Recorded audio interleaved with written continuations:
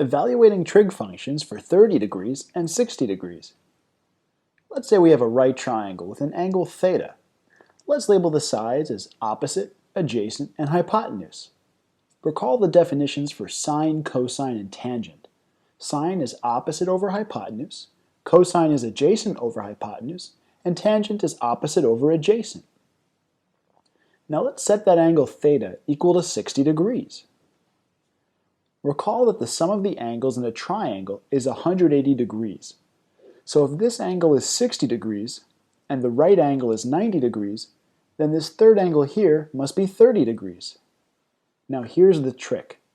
Let's flip this right triangle over so that we have two identical triangles next to each other. The two 30-degree angles in the top corner add up to 60 degrees. So now if we consider this new, larger triangle, all of its angles are 60 degrees. It's an equilateral triangle, and all its sides have equal length.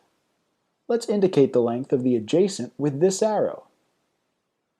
And we have another copy of the adjacent side over here.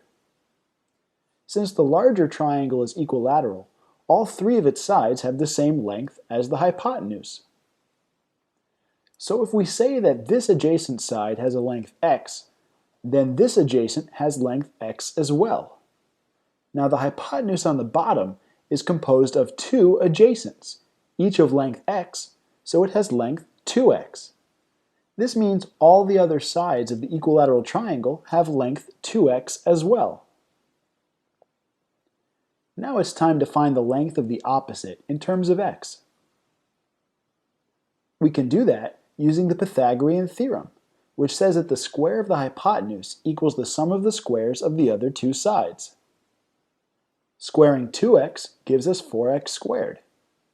Then, to solve for the opposite squared, we can subtract x squared from both sides. 4x squared minus x squared leaves 3x squared.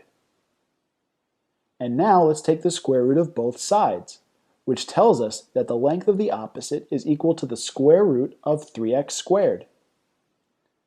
The square root of x squared is x, so we can pull that out of the root.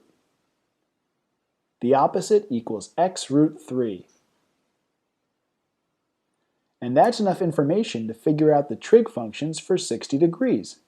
Sine is opposite over hypotenuse, so that's x root 3 over 2x. The x's in the numerator and denominator cancel, leaving us with root 3 over 2. Cosine is adjacent over hypotenuse, so that's x over 2x. Cancel out the x's again, and that gives a half. Finally, tangent is opposite over adjacent, so that's x root 3 over x, which simplifies to root 3 after canceling out the x terms. So those are the trig functions evaluated at 60 degrees. Now what about at 30 degrees? Well, remember that the other angle of this triangle was 30 degrees. So now for this 30-degree angle, we can relabel opposite, adjacent, and hypotenuse. And we can go back to our original trig definitions for sine, cosine, and tangent. If you plug in these side lengths into these equations, like we did for the 60-degree angle, you'll get these values. Sine 30 equals 1/2, cosine 30 equals root 3 over 2, and tan 30 equals 1 over root 3. So that's it. Here's sine, cosine, and tangent of 30 degrees and 60 degrees.